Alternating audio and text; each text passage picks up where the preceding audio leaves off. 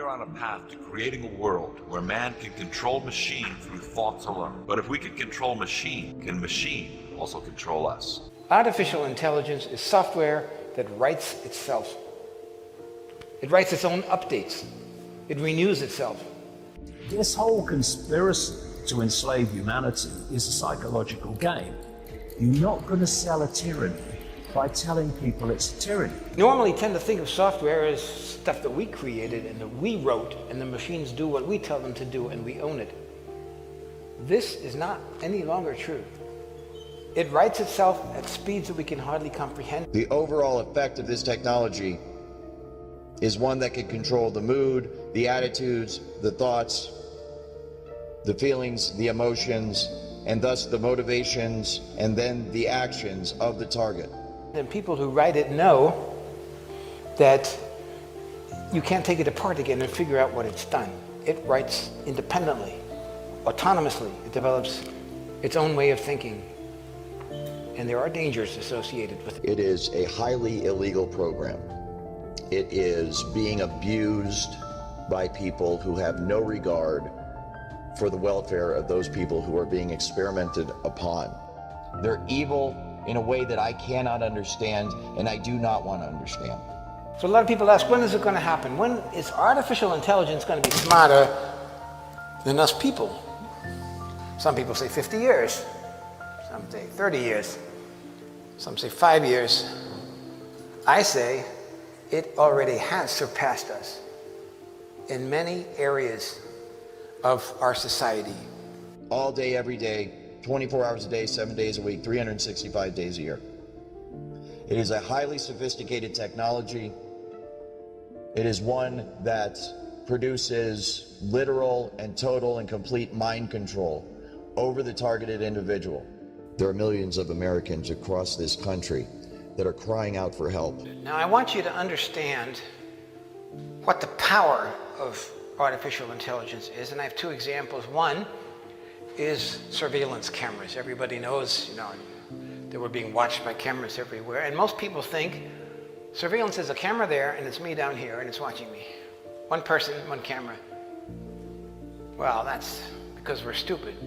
That's the way we comprehend the surveillance. One camera, one person. We can't comprehend it when it goes beyond that. The multiple systems can focus on isolating an individual, group, community, or large population by algorithm. The Directed Energy Weapon Attack System also employs phased array cellular tower antennas as biosensors, transmitters, and receivers, capable of operation from computerized portable systems as close as neighboring locations. Satellites link the sender and the receiver.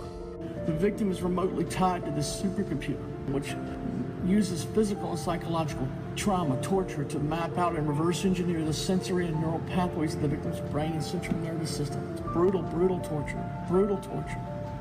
Unlike anything you can imagine, you can't negotiate with a computer.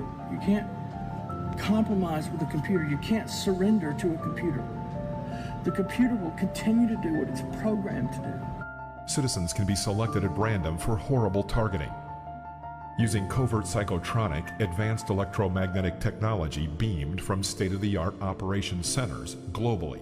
Could we all become robo-humans? Automated computers, supercomputer software programming will manipulate the emotions and the behavior and the thoughts of everybody in the United States of America, and it can all be done remotely. Those who seriously challenge the corrupt system by exposure face the mental illness tag.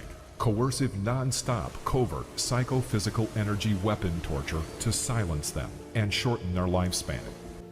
Now, we have to be very careful because survival is an issue for artificial intelligence.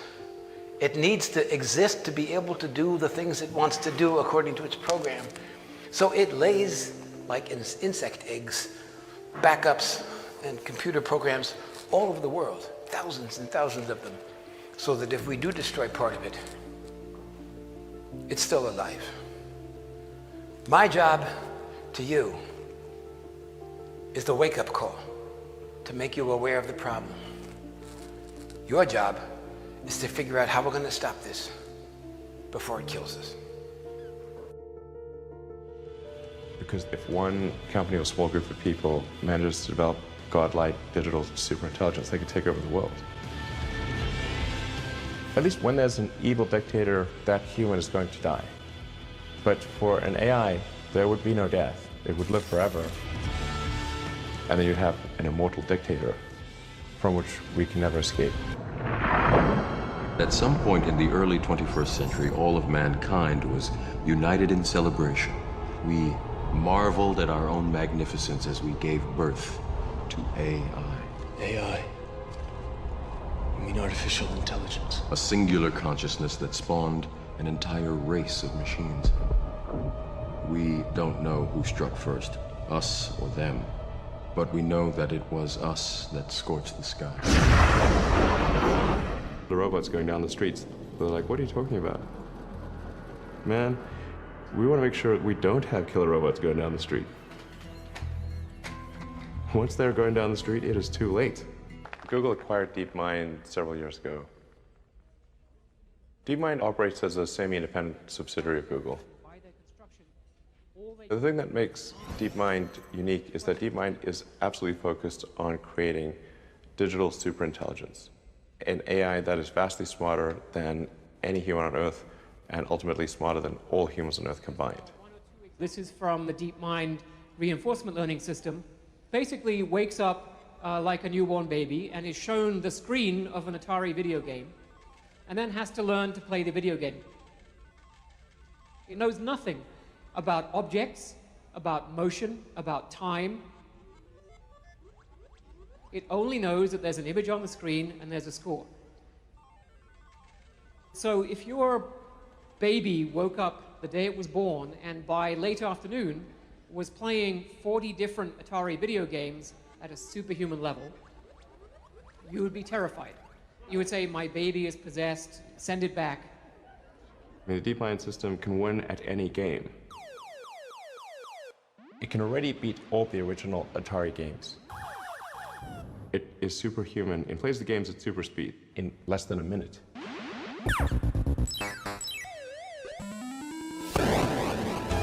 DeepMind's AI has administrator-level access to Google's servers to optimize energy usage at the data centers. However, this could be an unintentional Trojan horse.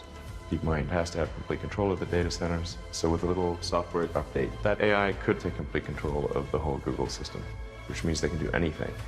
They can look at all your data, they can do anything.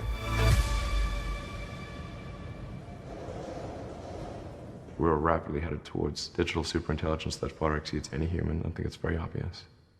Talk about your time allocation. I think one of the things you spend an awful lot of time thinking about, I know, is artificial intelligence. It's something that you and I have as a shared interest, and it's something that our audience is interested in as well. The question here is, a lot of experts in AI don't share the same level of concern that you do about the dangers of AI. Fools. What Famous last words. What specifically do you believe that they don't?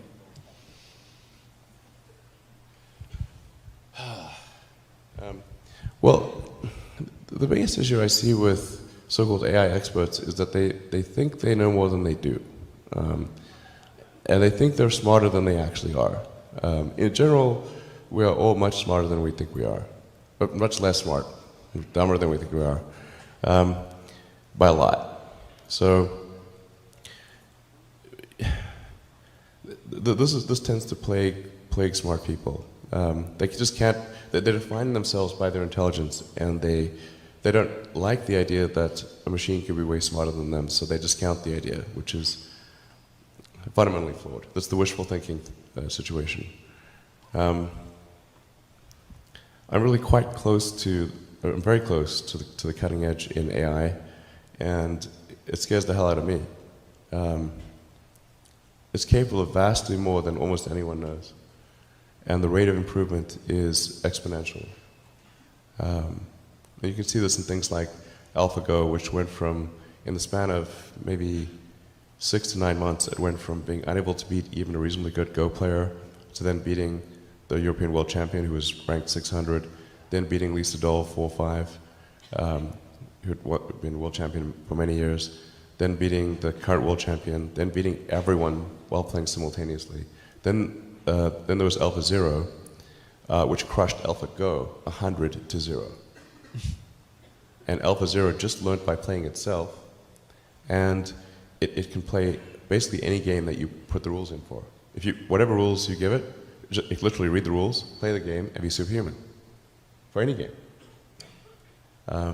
Nobody expected that rate of improvement. If you ask those same experts who think AI is not progressing at the rate that I'm saying, I think you will find that their predictions for things like Go and other AI advancements have their batting average is quite weak. It's not good. We'll see this also with self-driving.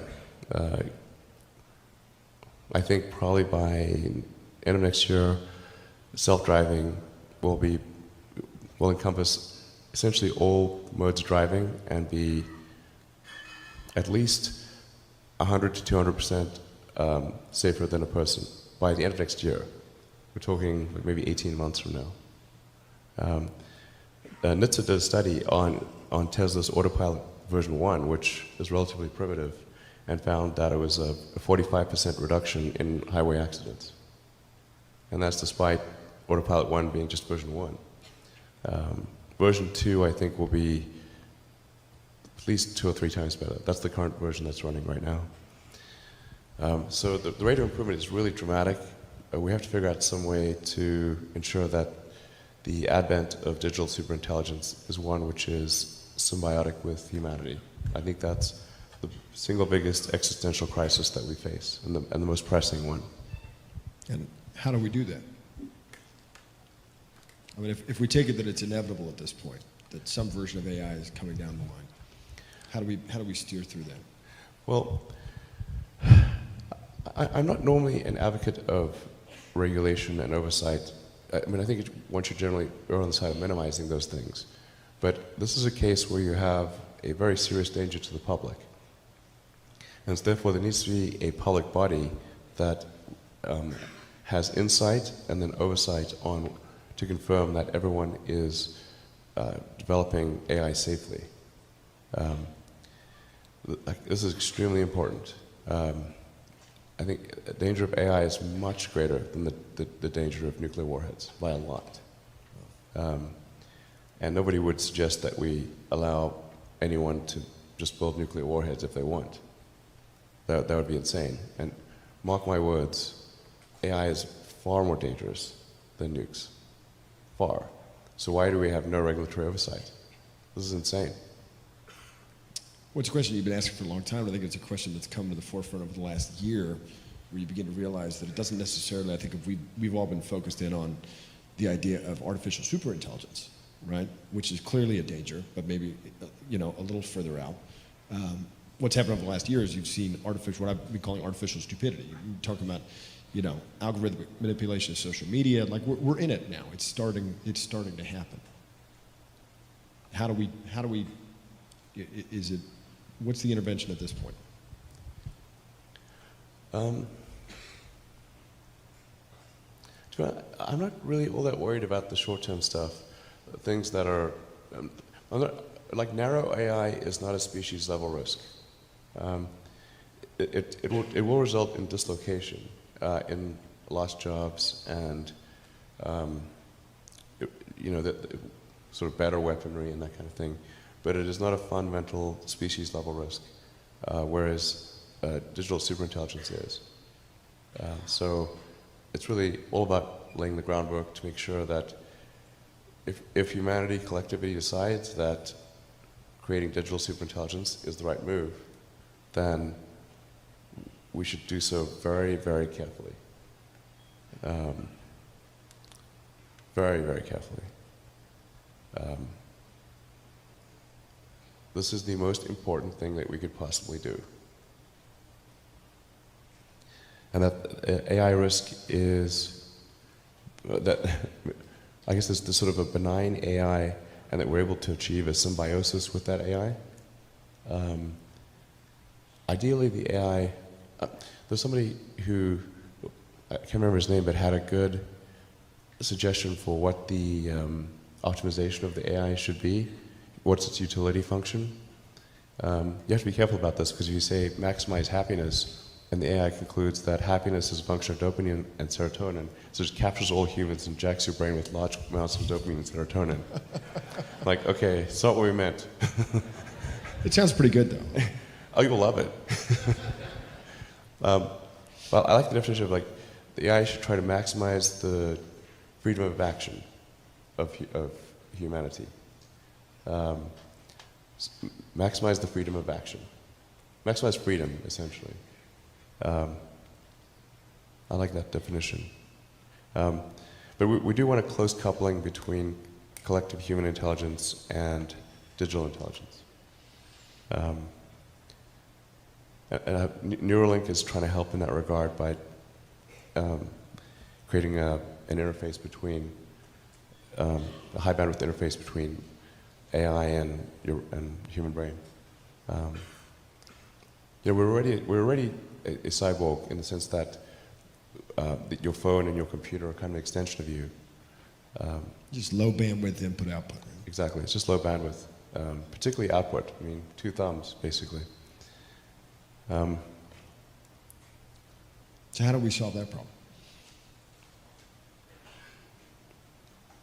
The bandwidth thing? The bandwidth issue. I mean, we've all succumbed to it now. We're all cyborgs. We're just low efficiency cyborgs. So how do we make it better? I think we've got to build an interface. Like, we didn't evolve to have a communications jack, or some. So there's got to be essentially vast numbers of tiny electrodes that are able to read write from your brain. Of course, security is pretty important in this situation, to say the least. I was going to say, I'm not coming with. I'm keeping my brain air-gapped. Yeah. Well, I think a lot of people will choose to do that. But it's a bit like Ian Banks' neural lace. Mm-hmm. But in the case of neural lace, it's sort of that's there from when you're born, or it's more of a backup. Sorry? It's a backup. Yeah, kind of a backup. This would be, there's a digital extension of you that is an AI, the AI extension of you, a tertiary layer of intelligence. So you've got your limbic system, your cortex, and the tertiary layer, which is the digital AI extension of you. And that high bandwidth connection is what achieves a tight symbiosis. I think that's the best outcome. I hope so. If anybody's got better ideas, I'd love to hear it.